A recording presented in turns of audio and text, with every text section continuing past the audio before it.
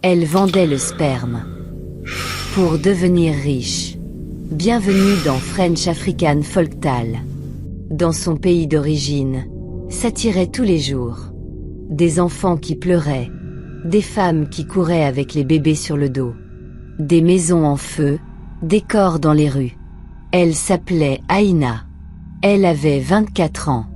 Et ce jour-là, elle a juste pris un sac, une petite couverture, et elle a marché. Direction la frontière. Elle ne savait pas où elle allait. Mais elle savait qu'elle ne voulait plus mourir pour rien. Elle a traversé des villages. Elle a dormi dehors. Et c'est comme ça qu'elle est arrivée en République de Madia. À Doumé, une grande ville bruyante, pleine de gens pressés. Elle ne connaissait personne. Rien. Même pas comment prendre un taxi. Mais elle avait encore un numéro. Celui de Soli, une ancienne copine du quartier, partie depuis des années. Elle a pris un téléphone, elle l'a appelé. Soli a décroché. Et dès qu'elle a entendu sa voix, elle a dit « Wow, Aïna. T'es à Doumé? Viens. Viens chez moi directement.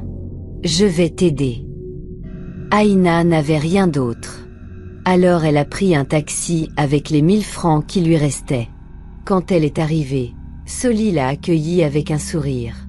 Elle vivait dans un petit studio, au quartier Bayab, juste derrière une ancienne usine. « T'es tombée à pic, ma chérie, » elle a dit. « Ici, y a pas de pitié. Soit tu manges, soit on te mange.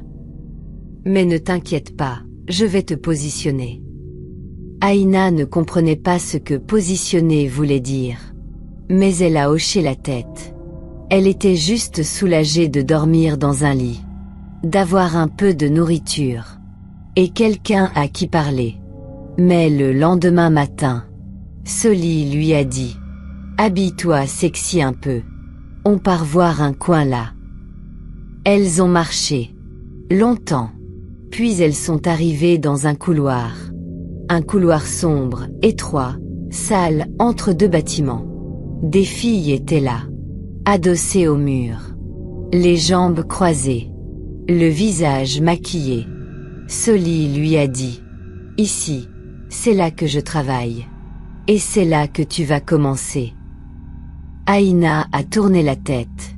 Elle a cru qu'elle plaisantait. Mais Soli, elle, ne souriait plus. Le premier jour, elle a hésité.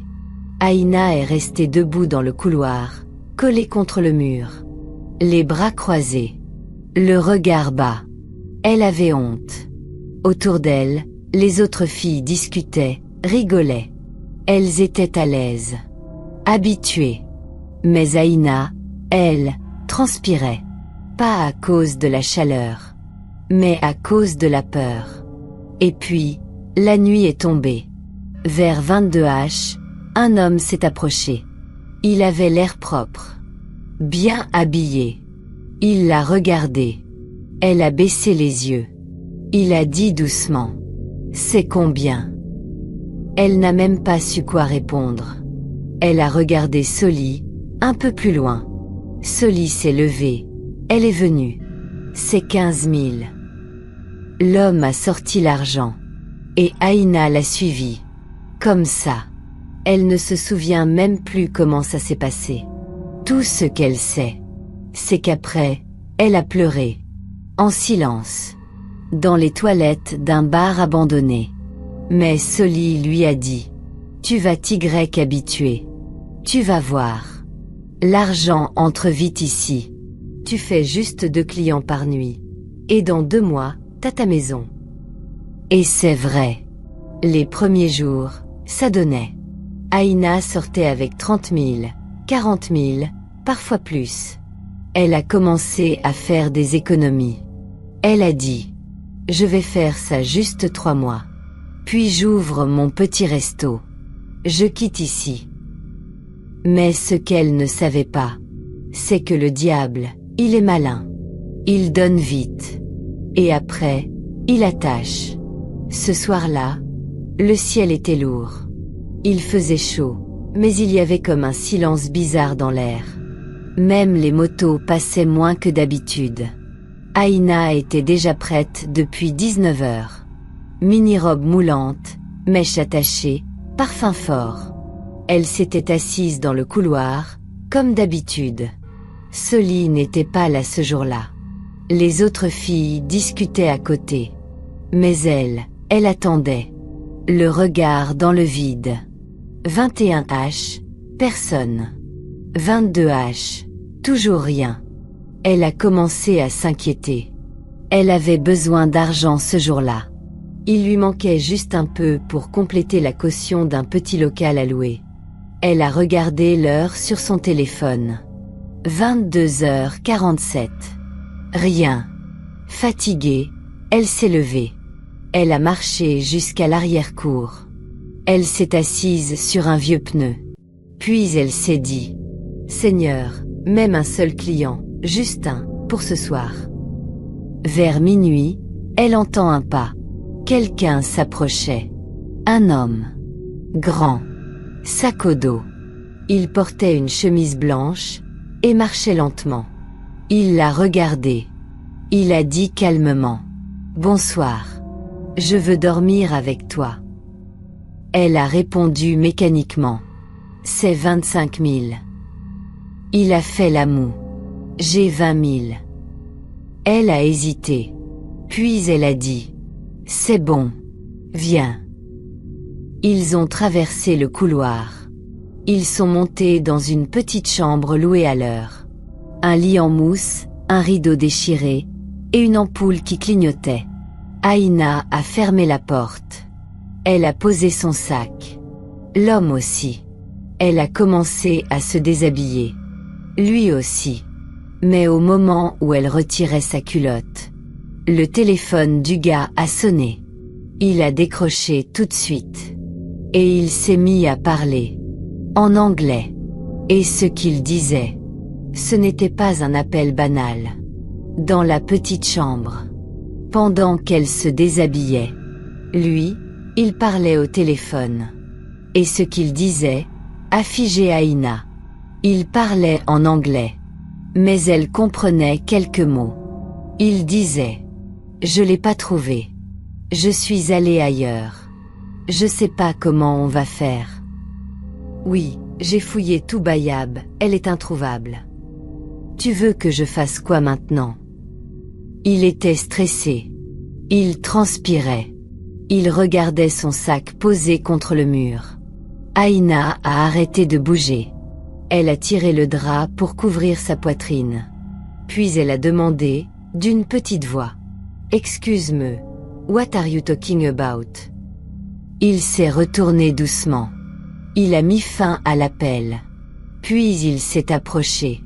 Et il lui a dit quelque chose qu'elle n'oubliera jamais. « You're my sister.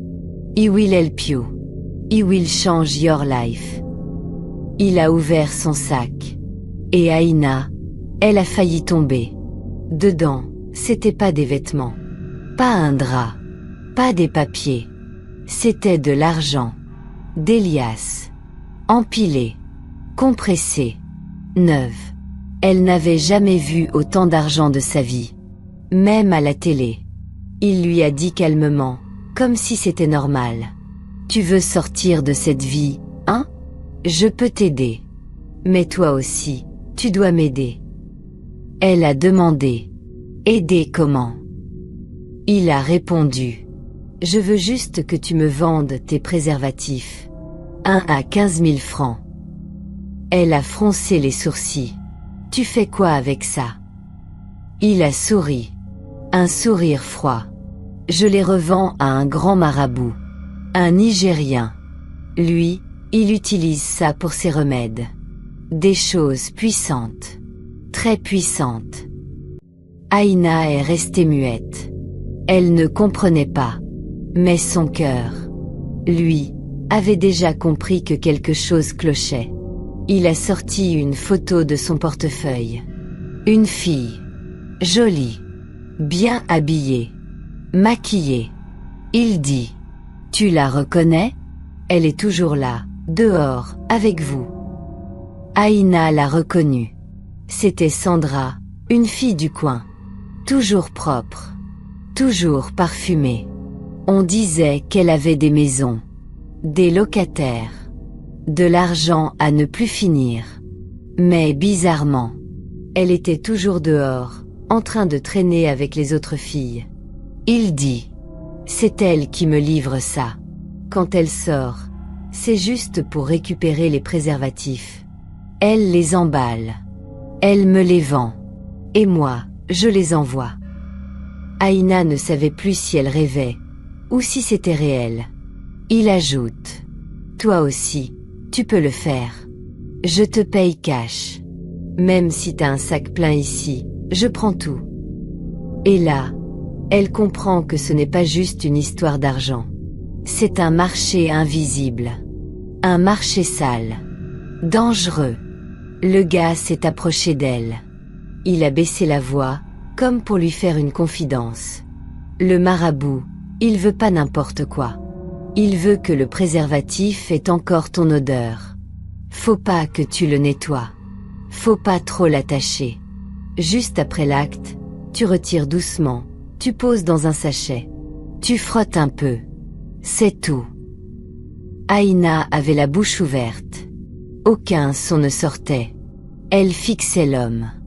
Comme s'il venait d'un autre monde. Il a repris, toujours calme. Même si t'as une poubelle pleine ici, donne-moi. Même si ça fait 3 jours que c'est dedans.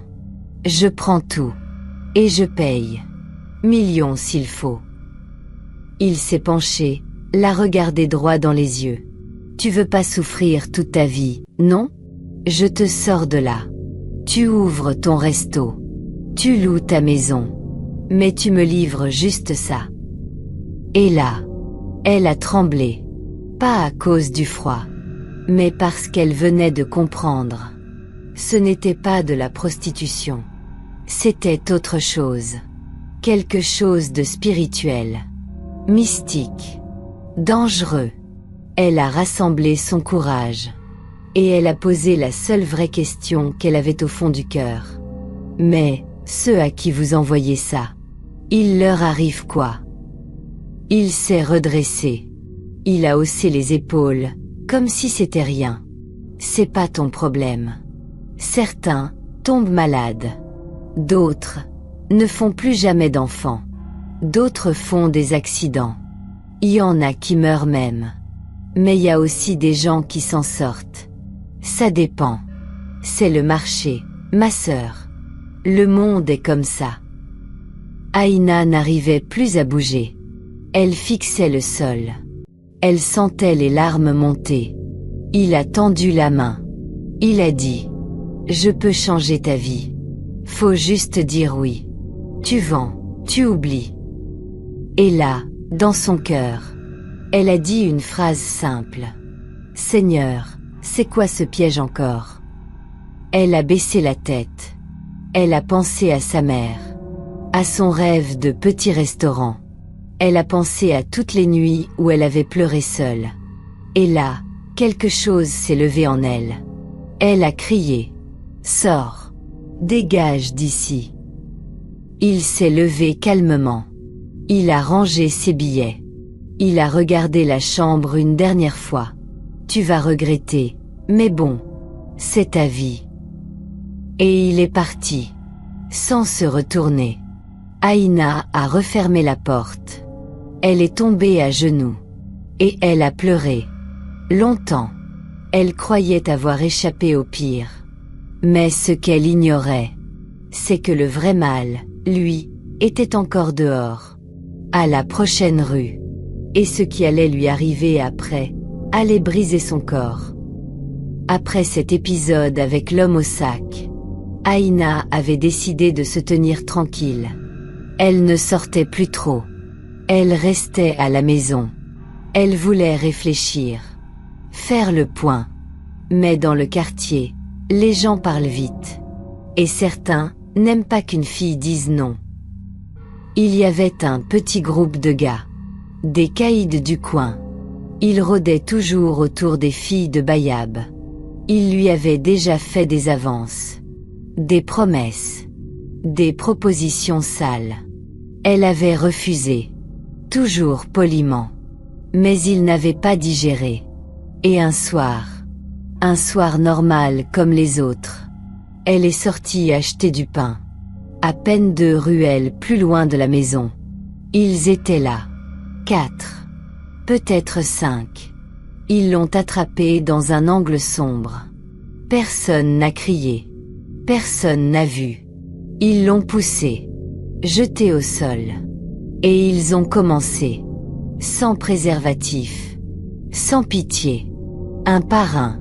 Et ce qu'ils ont fait ce soir-là, allait détruire une partie d'elle. Quand ils ont fini, ils l'ont laissée là. Comme un chiffon.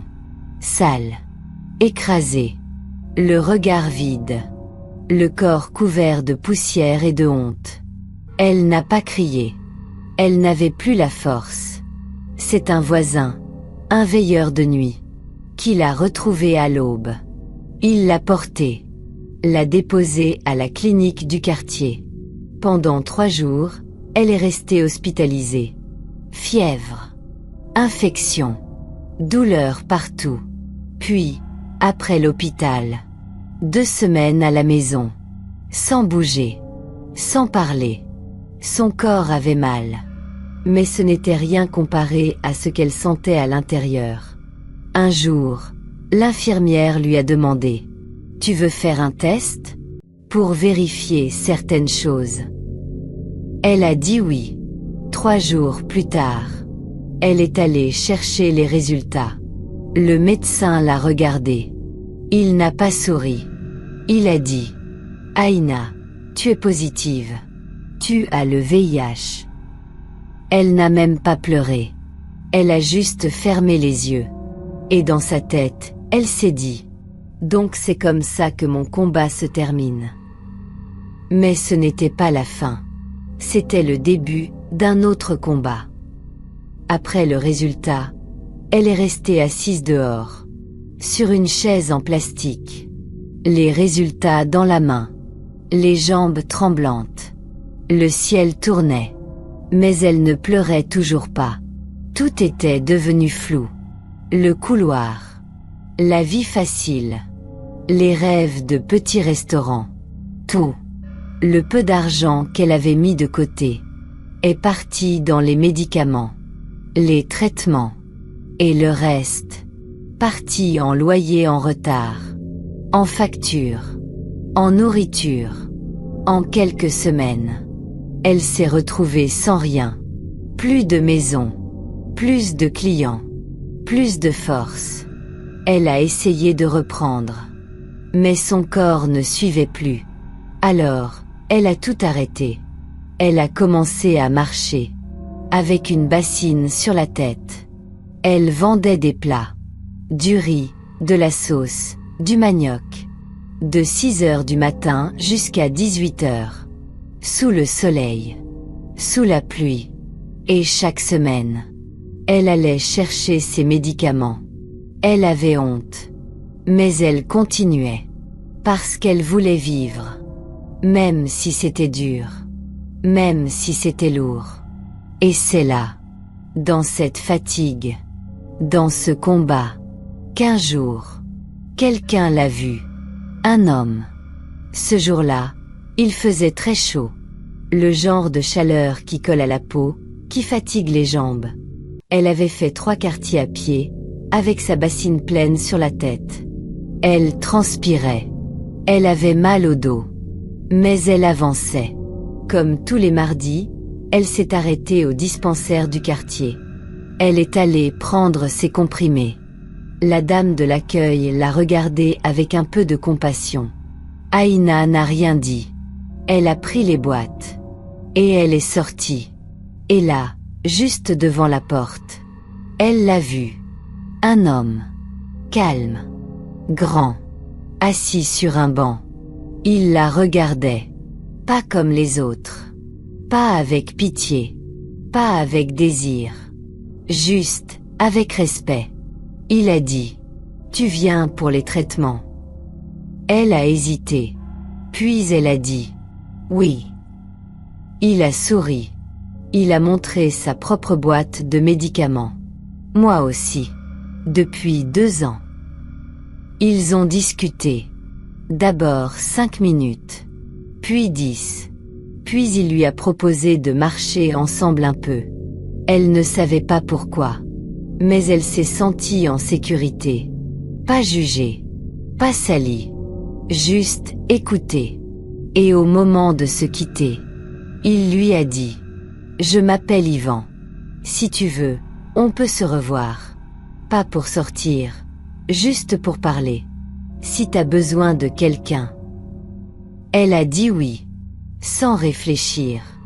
Et ce soir-là, elle est rentrée chez elle. Et pour la première fois depuis longtemps, elle a dormi sans cauchemar. Les jours ont passé. Et Aïna a continué de croiser Ivan. D'abord, c'était devant le centre de santé. Puis, à la fin du marché. Puis, devant chez elle. Il venait pas avec des fleurs. Ni avec des promesses. Il venait avec du calme. Avec de l'écoute. Avec du silence qui soulage. Il marchait. Parfois il ne parlait même pas. Mais Aïna se sentait bien. Elle ne lui a pas tout dit tout de suite. Elle avait trop honte de son passé. Elle croyait qu'il allait fuir si elle racontait tout. Mais Ivan, lui, il ne posait pas trop de questions. Il disait juste « Tu es là. Tu es forte. Et c'est ce qui compte. » Il lui a raconté aussi un bout de sa vie. Comment lui aussi, il avait été contaminé. Comment il avait voulu se suicider. Comment il avait failli tout lâcher. Mais un jour, il a décidé de vivre. Pas survivre. Vivre. Et dans ces mots, Aïna a trouvé un miroir. Elle s'est reconnue. Petit à petit, elle a recommencé à sourire. À cuisiner avec amour. À se coiffer. À se regarder dans la glace. Sans pleurer. Un soir, ils se sont assis ensemble sur le trottoir. Les jambes étendues, les boîtes de médicaments entre eux. Ivan a dit « Tu sais, j'ai envie de passer ma vie avec toi. Mais pas pour t'acheter.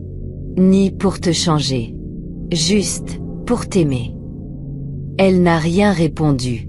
Mais ses larmes ont parlé à sa place.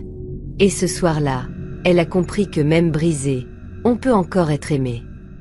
Un matin, elle était assise sur son lit. Et elle a repensé à cette nuit-là. La nuit où l'homme au sac lui avait dit « Je vais changer ta vie ». Elle s'est revue, là, debout, en sous-vêtements. Le cœur battant, devant cet homme avec ses liasses d'argent. Et sa voix mielleuse pleine de poison. Elle s'est revue hésiter. Penser à son resto. À ses rêves. À sa petite maison avec un rideau propre et une cuisinière à gaz. Et elle s'est dit « Si j'avais dit oui, aujourd'hui je serais peut-être riche. Peut-être connue. » Mais à quel prix? Elle aurait livré son corps à la sorcellerie. Elle aurait vendu sa paix. Sa dignité. Elle repense à cette fille du quartier, Sandra. Toujours bien habillée, mais vide dans les yeux. Toujours dehors, comme si elle fuyait quelque chose. Elle comprend maintenant. Ce jour-là, quand elle a crié à l'homme de sortir. Elle a peut-être tout perdu. Mais elle s'est sauvée. Elle n'a pas ouvert son restaurant. Elle n'a pas payé sa maison. Elle n'a pas eu une vie facile. Mais elle a gardé son âme. Et ça vaut plus que tout l'argent du monde. Aujourd'hui, Aïna est toujours là. Elle vit dans un petit studio modeste. Elle vend encore ses plats dans les rues de Bayab. Mais maintenant, elle ne marche plus seule. Ivan est toujours à ses côtés. Ils prennent leurs médicaments ensemble. Ils prient ensemble. Ils rient parfois. Et pleurent aussi. Et bientôt, ils vont se marier. Sans robe blanche. Sans grande fête. Mais avec de l'amour. Du vrai. Elle vit avec le VIH. Oui. Mais elle vit. Et surtout, elle a gardé ce que beaucoup ont perdu dans cette vie. La paix intérieure. Elle aurait pu tomber plus bas. Elle aurait pu vendre son âme pour des millions. Elle aurait pu pactiser avec des puissances qu'on ne comprend même pas. Mais elle a refusé. Et aujourd'hui, elle peut regarder en arrière et dire « J'ai souffert, mais je ne me suis pas vendue ». Alors si toi aussi, tu traverses une saison difficile, si toi aussi tu sens que la vie t'a écrasé, sali, humilié, sache qu'il reste encore des secondes chances. Peut-être que cette histoire, c'est pas juste pour écouter. Peut-être que c'est un message rien que pour toi. Il y a des moments dans la vie où la souffrance nous pousse à accepter des choses qu'on n'aurait jamais imaginées. Mais ce n'est pas parce que tu as faim que tu dois manger n'importe quoi. Ce n'est pas parce que tu es dans l'obscurité que tu dois prendre la main de n'importe qui pour sortir. Ce monde a ses pièges. Certains brillent comme l'or, mais derrière, c'est la mort spirituelle. Aïna a tout perdu. Elle a pleuré. Elle a souffert. Elle a été salie. Mais elle a dit non à une seule chose. Et c'est cette décision-là qui a gardé son âme en vie. Si toi aussi, tu crois que Dieu peut te préserver des pièges déguisés en opportunités, mais juste amène en commentaire et partage cette histoire à une sœur, à une cousine, à une amie, parce que ce genre de proposition arrive vraiment dans la vraie vie. Abonne-toi à cette chaîne. Active la cloche. Chaque jour, on raconte des histoires que les gens taisent. Des histoires vraies. Des histoires qui peuvent sauver une vie. Tu n'es pas seul. Dieu voit tout. Et il sait exactement ce que tu vis.